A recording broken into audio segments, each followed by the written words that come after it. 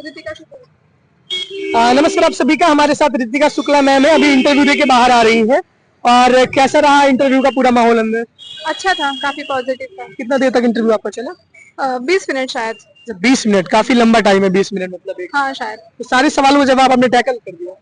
हाँ लगभग सारे के हो गए थे, जो फैक्ट्स मुझे याद नहीं था उस पर मैंने सॉरी बोल दिया। आपका एजुकेशन बैकग्राउंड क्या है मैम? ग्रेजुएशन है, उसके बाद बीएड है, फिर एमएससी है। बीएससी क्या था आपने? हाँ। अच्छा, तो कहाँ से सारी पढ़ाई हुई आपकी? सब बस्ती से ही हुई है, बीएससी बीएड और एमएससी जो है वो सिद्धार्थ यूनिवर्सिटी से हुई है, और बाकी पढ़ाई घर से ही। तो आपका मीडियम कौन सा है? इंग्लिश था। इंग्लिश माध्यम है। तो आपने तैयारी की है कि मतलब कोचिंग किया था कि नहीं? नहीं, कोचिंग उस समय खान सर की कोचिंग शुरू हुई थी तो उसका मैंने बैच लिया था, और वहीं से मैंने मतलब प्री तो मेरा उसी की वजह से निकला था। घर से ही निकला था? हाँ घर से निकला था।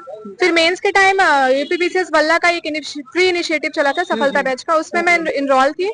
वहां से मैंने जीएस 5 और 6 कवर कर लिया, और टेस्ट सीरीज के लिए मैंने ध्येय की टेस्ट सीरीज ज्वाइन की थी जो लखनऊ में है। वो काफी यूजफुल रही मेरे लिए, और उसमें से जीएस 5-6 में काफी क्वेश्चन आ गए थे, मतलब ध्येय की टेस्ट सीरीज बहुत इंपॉर्टेंट है। हाँ वो आपके लिए काफी यूजफुल रही मेरे लिए। तो तैयारी की शुरुआत, आप एक लड़की हैं, बहुत सारी लड़कियों को मौका नहीं मिलता तैयारी करने का। आपके घर परिवार से सपोर्ट भी बहुत मिला होगा, क्योंकि पिताजी आपके खुद ही आए हैं आपका इंटरव्यू दिलवाने।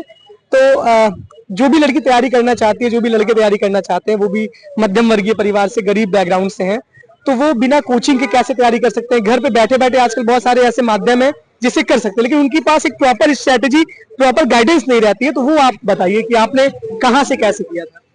अगर किसी को तैयारी करनी ही है, वो तैयारी शुरू करता है तो गाइडेंस अपने आप धीरे धीरे मिलता चला जाता है। और अगर वो बाहर नहीं जा सकता तो घर पे ही शुरू के लिए तो कोई ऑनलाइन बैच ले ले, वहां से अपना सिलेबस कंप्लीट कर ले, और उसके बाद उसी को बार बार रिवाइज करे। बस एक ही सोर्स पे स्टक रहे, बार बार बुक्स ना बदले, बार बार कोचिंग्स ना बदले, जो चीज है उसी को सिर्फ रिवाइज करे और एमसीक्यू सॉल्व करे। एमसीक्यू सॉल्व करें। हाँ। तो स्टैंडर्ड बुक में आपने क्या क्या फॉलो किया था? स्टैंडर्ड बुक में मैंने पॉलिटी के लिए लक्ष्मीकांत ली थी, हिस्ट्री के लिए स्पेक्ट्रम ली थी, बस यही 2 बुक थी। और कोई स्टैंडर्ड बुक आपने किसी विषय का नहीं पढ़ा है? कहाँ से कवर किया सब, मतलब ज्योग्राफी कहाँ से कवर किया? ज्योग्राफी एनसीईआरटी से ही सब कुछ कवर हो जाता है, उसके बाहर कुछ रहता ही नहीं है। इकोनॉमी के लिए जो मेरी कोचिंग थी वहां से मुझे काफी अच्छा मटेरियल मिल गया था, तो वहां से मैंने जो नोट्स बनाए थे उसी को बार बार रिवाइज किया। साइंस टेक की भी उसके, मेरा बैकग्राउंड ही साइंस रहा है तो मुझे उसमें ज्यादा दिक्कत हुई नहीं साइंस टेक और इन्वायरमेंट में। और जो कोचिंग के नोट्स मिल गए थे मैंने वहीं से पढ़ा और वहीं से रिवाइज किया। अच्छा, एनसीईआरटी का कितना बड़ा रोल रहता है? एनसीईआरटी का बहुत रोल है, वो बेस ही है। ज्योग्राफी अगर करना है तो एनसीईआरटी तो पढ़ना ही पड़ेगा। कितनी बार आपने एनसीईआरटी पढ़ी? ज्योग्राफी की मैंने बहुत बार पढ़ी थी। जब एनसीईआरटी पढ़ने का तरीका क्या होना चाहिए? मतलब एक बार, बहुत बार इतनी लंबी किताब होती है कि याद ही नहीं होता, भूल जाता है, फिर आगे चैप्टर पढ़े, तो उसको किस तरीके से तैयार करें पूरी एनसीईआरटी को? याद तो कुछ भी नहीं होगा, पूरी बुक थोड़ी याद से हो सकती है, लेकिन एनसीईआरटी है, ज्योग्राफी है, तो उसको एक बार रीड कर लें, और अगर कोई कोचिंग लिया है तो वहां से अपना पूरा सिलेबस कंप्लीट कर लें, उसके बाद फिर एनसीईआरटी पढ़े तो सारे कॉन्सेप्ट क्लियर हो जाते हैं। सबसे नोट्स भी आप बनाते थे? हाँ नोट्स सारे बनाया था। तो नोट्स कैसे बनाया जाए? नोट्स जो क्लासेस होती थी उसी का नोट्स बनाया था, बस एनसीईआरटी और बाकी किसी बुक्स का नोट्स नहीं बनाया था। क्लास नोट्स से ही आपने पढ़ा? हाँ बस क्लास नोट्स से पढ़ा है। करंट अफेयर्स के लिए क्या स्ट्रेटेजी आपने? करंट अफेयर्स के लिए भी जो यूट्यूब पे तो काफी सोर्सेज हैं, वहां से देख लें, वहां से कवर कर लें। मैंने बहुत चैनल से कवर किए थे। आप जो चैनल सजेस्ट कर सकती है जो आपको सबसे परफेक्ट लगा हो? अभी याद नहीं आ रहा है। याद नहीं आ रहा है? इसके अलावा जो दृष्टि की मैगजीन आती है वहां से भी प्री में तो काफी कवर हो जाता है। लोग कहते हैं कि प्री में आता नहीं है, लेकिन आता है। पहला अटेम्प्ट है, पहला इंटरव्यू है, तो एक तरीके से ये बहुत कम ही एस्पिरेंट के साथ होता है जो पहले अटेम्प्ट में इंटरव्यू तक पहुंच जाए।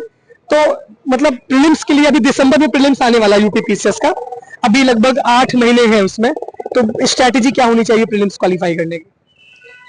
प्रीलिम्स क्वालिफाई करने के लिए अभी तो काफी टाइम है, उसके लिए पहले एक बार अपना पूरा सिलेबस कंप्लीट कर लें, और अगर टाइम से पहले कंप्लीट हो जा रहा है तो पहले मेंस का भी सिलेबस कंप्लीट कर लें, और जब प्रीलिम्स नजदीक आ जाए तो बाकी एमसीक्यू सॉल्व करें, टेस्ट सीरीज सॉल्व करें। फिर पेपर सॉल्व किया था? हाँ घटना चक्र सॉल्व की थी, सारी सॉल्व की थी।